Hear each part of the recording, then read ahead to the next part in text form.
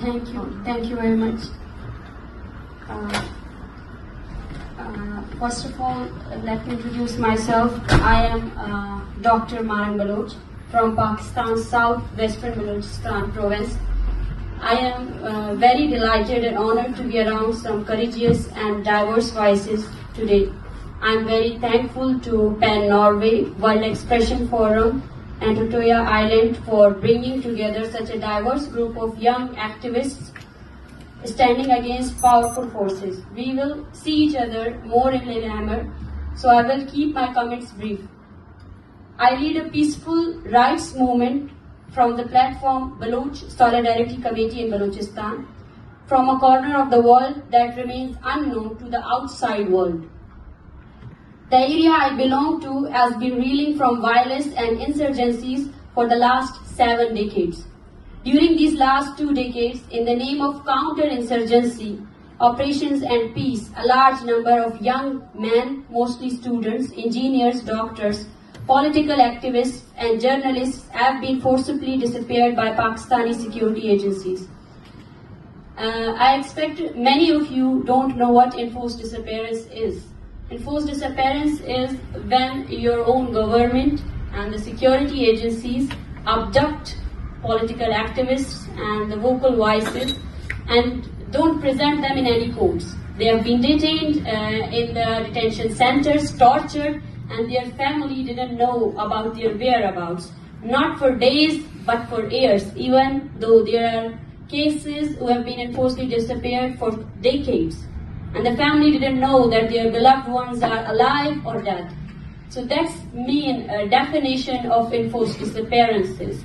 And it's been illegal in, you can say, in any state. And in UN Human Rights Forum, it's been illegal.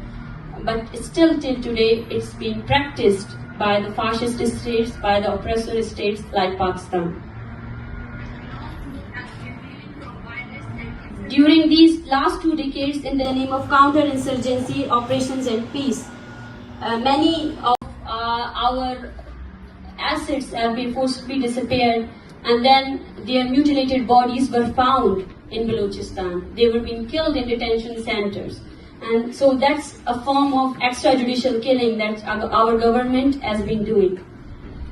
Unfortunately, the exact number of disappeared is unknown, as the state has not allowed international groups such as the United Nations or Amnesty International to investigate the nature of this human tragedy. When local activists, right groups tried to document the number or raise their voices, they themselves were disappeared. It is very difficult to tell these stories of victims of forced disappearances, but you have to search and research. And I request you all to have search and research what is happening in Balochistan, a Pakistani province, because what they have done, I see that they have disconnected us. Those who believe in human rights, those who believe in humanity, with their power and with the use of the technology, they have disconnected all those good people who want peace for all of the humanity. I have been campaigning against enforced disappearances for more than 10 years, starting when I was a teenager. Because I myself am a victim. My own father was disappeared by agents of Pakistani state in 2009. He was killed and his bullet-riddled body was found in 2011. When I was at 10th standard, and that was the day when my result was announced. And that day I found the body of my father. My younger brother was disappeared when I was doing my graduation in medicine in 2017. I campaigned and launched rallies for him in Balochistan. After 3 months, he was released, but my case is not exceptional. There are worse cases than this in Balochistan, even though there are victims and there are families where no one is left to tell their stories. And even though there are villages who have been destroyed and no one is here to tell their stories, that was a village where people could live peacefully. There are hundreds of young women like me today. I at least know that I am an orphan and my mother is a widow, but there are hundreds of children, teenagers and young people whose fathers, uncles or brothers have been missing for weeks, months and in some of the worst cases, years, and they do not know whether they are alive or not. Together with these youngsters, the majority of whom are women, I have been campaigning and rallying, pressing the Pakistan Supreme Court's Parliament and security forces to release those who have been disappeared or at least present them before a court if they have committed any crime. But Pakistani authorities, instead of addressing our issues, it's very painful that they have resorted to violence. I marched more than 1,600 kilometers in December for over a month and arrived in Islamabad, the capital city of Pakistan, on a cold evening with children and women. We were beaten, charged, humiliated and tortured by police. The controlled media was used to run a malicious campaign against us. On social media, we were abused and trolled by state-backed accounts. Journalists were intimidated and stopped from giving us media coverage. Civil society was pressurized too. Powerful intelligence agencies of Pakistan forced the people of not to respond to our peaceful movement.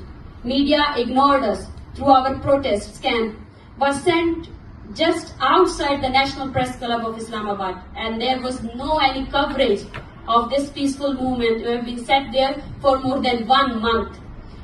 And also I can see that there is still hope, and we are hopeful because those who are behind this violence and those who are using violence, they are less in number. Maybe they have the power of power to rule us, but those who believe in humanity, who believe in peace, we are large in number, and we live in a world which has been created by I think we must believe in humanity and what humans have gone through all of those years.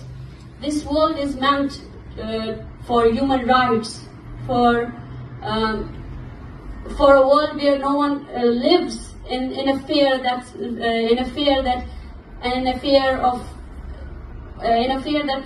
they don't deserve to be lived, and in a fear that their lives decisions were taken by those who ruled them and also who used violence against them. I am honored and extremely thankful to PEN Norway, especially Jørgen, who is PEN's Secretary General, for giving me this platform to come and share my stories and experiences on such bigger stage today. Because back in Balochistan, the biggest right what's been violated is the rights of freedom of expression. I am proud to say that our story, which was locally ignored and undermined, is now being heard globally. Thank you everyone. We will meet again and talk more in detail. Thank you very much.